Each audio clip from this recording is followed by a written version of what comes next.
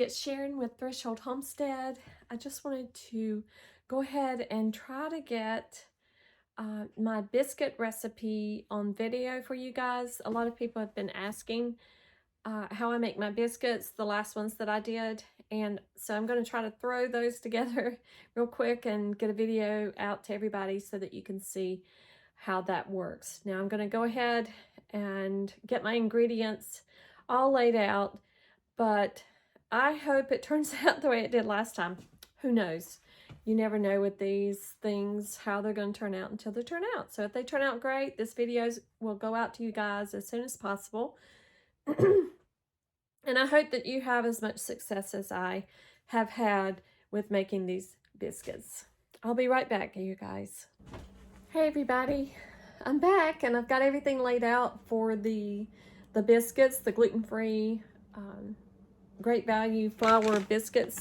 And again, I will just remind everybody that I use the recipe that's on the back of the bag with a few little differences, but I'm going to show you how I do that now. The first thing that I'm going to do is I've got 1 cup of my sourdough starter, and I've had it in the refrigerator since I discarded it, and I'm going to put it into my mixing bowl here. And that is just the one thing that I did differently than the actual recipe that's on the back of the Great Value flour. And the next thing that I'm going to put in there, I'm going to go ahead and put in 1 3/4 cup of flour that I've already sifted.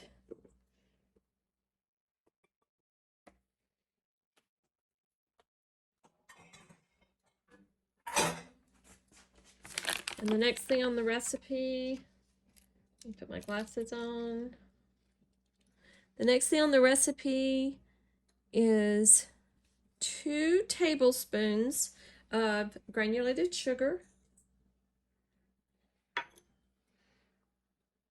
2 tablespoons baking powder, and this is gluten-free baking powder, and 1/2 teaspoon of salt, and I use pink salt, Himalayan salt. Now I'm going to take a whisk and just whisk all of those ingredients together. I'm not going to put my mixer bowl on the mixer because I'm just going to do everything by hand.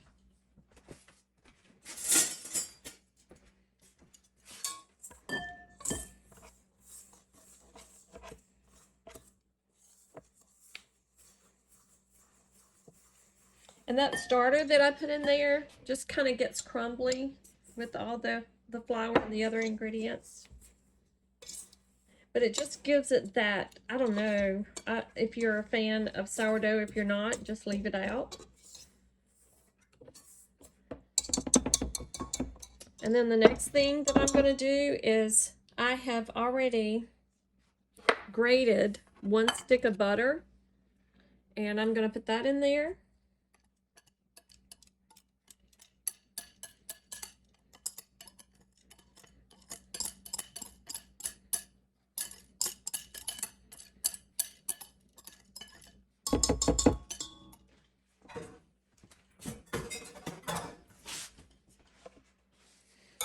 And at this point, I'm going to go ahead and use my pastry tool, I think is what it's called. It's like a big fork. I'm just going to try to incorporate that butter into that flour mixture. Just get it spread out. And it's just going to be like, you know, crumbs as well. And it was cold butter before I grated it. The colder the butter, the better.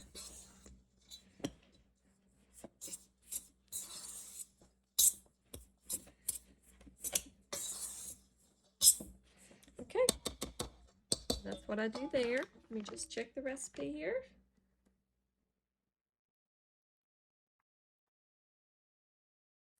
Okay. And the next thing that I'm going to do, I've got 2 eggs here, and I think it's 1/3 cup of buttermilk. That's what I put in there. Yeah, 1/3 cup buttermilk. And I'm just going to mix those up until they get kind of frothy.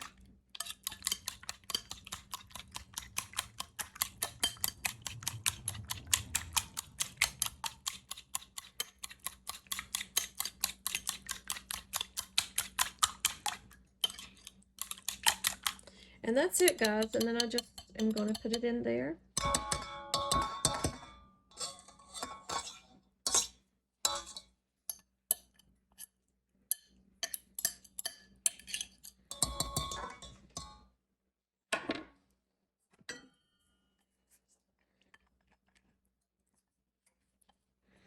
Get every little bit.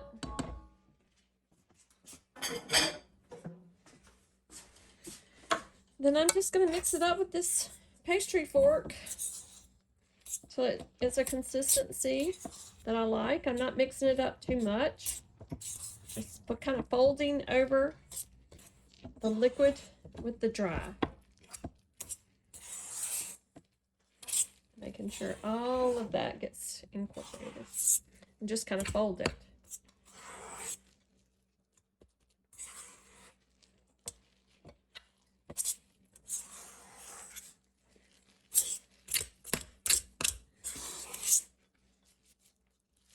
Okay, and then I'm going to do next what I've just always done. The hands are going in.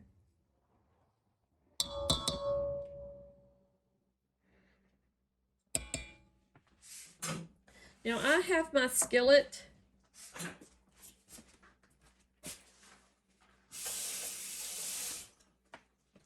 in the oven. My oven is preheating to 425.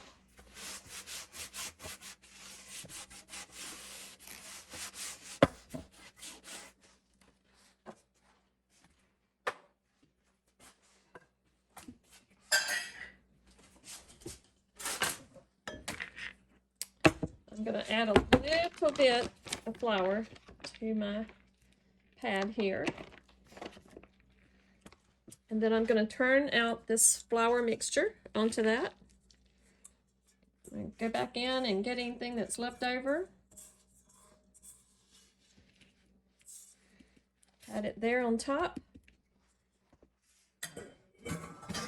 And at this point, guys, it's just a little pat, a little flour on top. I'm just going to kind of pat it down, kind of scooch it. Is that a word? Scooch? Okay. Make sure this gets all the way on the video here so you guys can see. Now I'm just going to keep patting it out, and then I'm going to take it on the edge and I'm going to fold it toward me. And it's going to make a mess. It's not all together there, but you know, if it's too wet, you can just add a little bit of flour to the top and just keep patting and scooching. I think the actual word is scooch.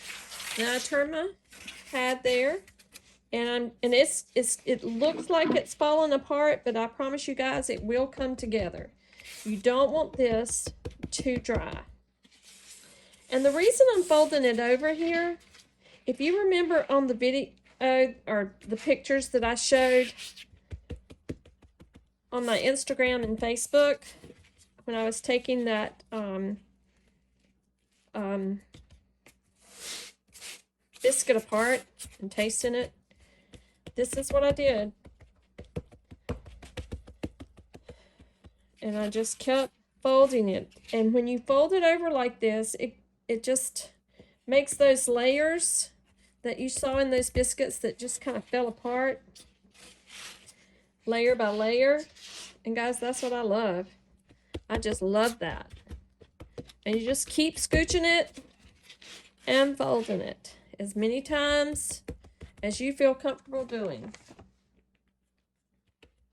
until it comes together the way you want it to. Now, you don't want to work it till it's hard. You want it to stay soft. Then you're just going to pat it down, scooch, and let it come together. pat it down.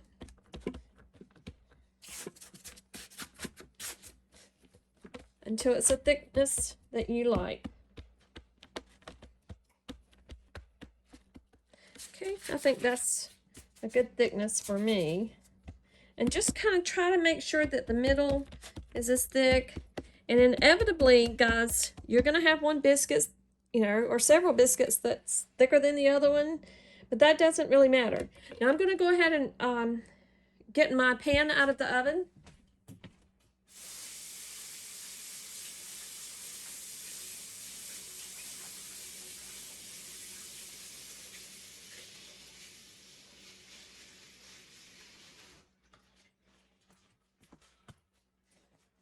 And I will go ahead and tell you what I'm going to do. I'm going to take that pan out, and I am going to put a pat of butter, maybe a tablespoon of butter, onto the pan and let it spread out and melt.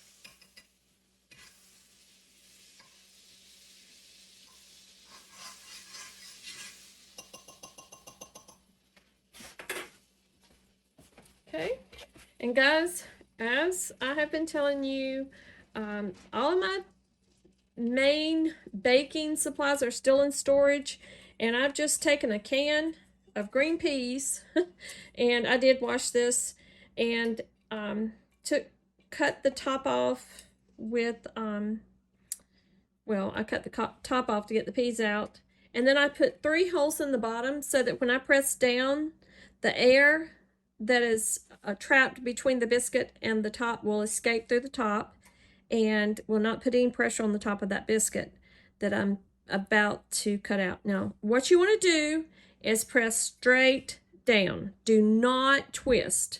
You're going to take it back up, and it may come up with the cutter, or it may not. Sometimes you just need to take it and re-flour it. And I'll just go on to the next one, and the next one. That one came up, so I'm going to go ahead and put this one in the pan, just like that. I'm going to put it in the pan. And remember, that pan has been preheated as the oven was preheating. Just shake that biscuit out. Now guys, when you put that biscuit in the pan, do not, and put the next one, don't let the biscuits touch.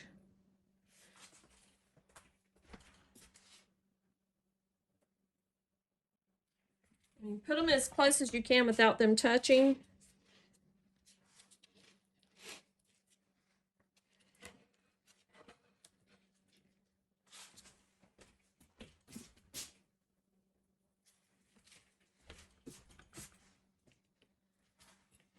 And just keep cutting out the biscuits.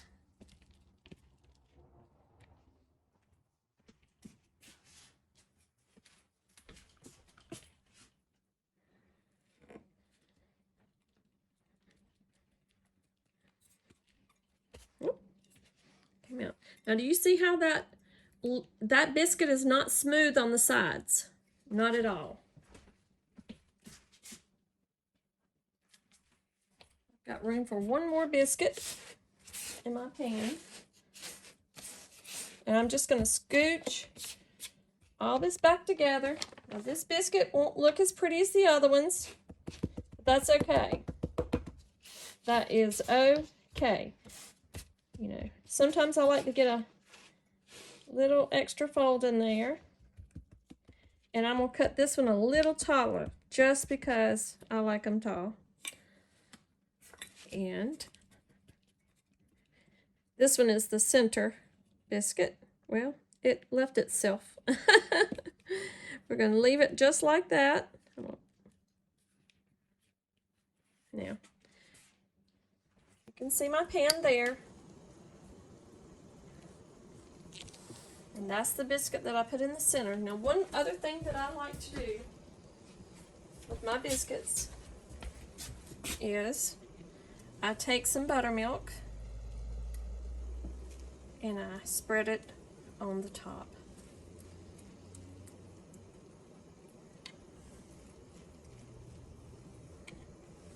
And as you can, I don't know if you can see, but I've got a pot of leftover chili beans that are going to become goulash tonight.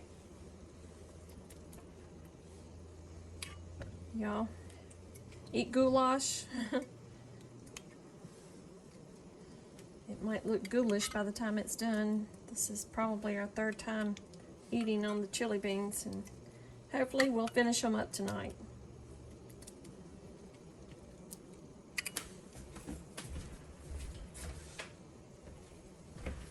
And guys, that's it. That's all there is to it. There's my leftover chili beans. I'm going to put these in the oven, and they're going to cook for about anywhere between 15 and 20 minutes, and hopefully come out looking like the last ones I cooked. Like I said, you never know about biscuits. You just never know. Here we go. And there's that. And I'll be back, guys, to show you how everything turned out. Okay, guys, these are the biscuits. These got a little more brown than the last ones. I was washing up dishes, but they're not burnt. They are toasty brown, and I can't wait to bite into them. They're all crispy on the bottom. If you look at this one on the bottom, you know, they're brown, they're not burnt. And I'm going to try to open up one of them. They're kind of hot to touch, so we'll see how this goes real quick. Okay,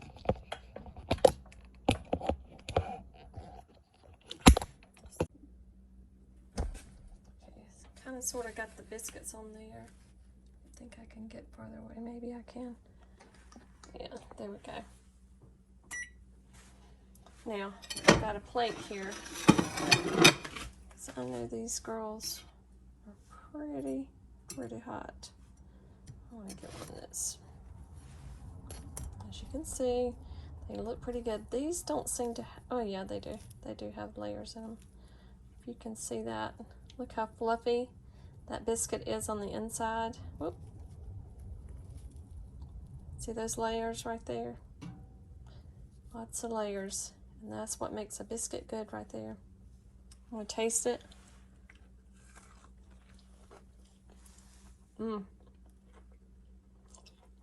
Y'all, these biscuits are so good. So good.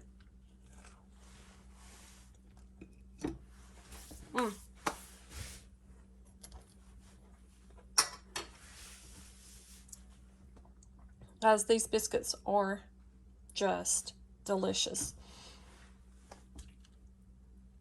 So I hope you'll try them. And if you do try them, let me know how they turn out. I really am very pleased with these biscuits. They are as good as any regular flour biscuit that I've ever had, if not better. And that has been a hard process for me to try to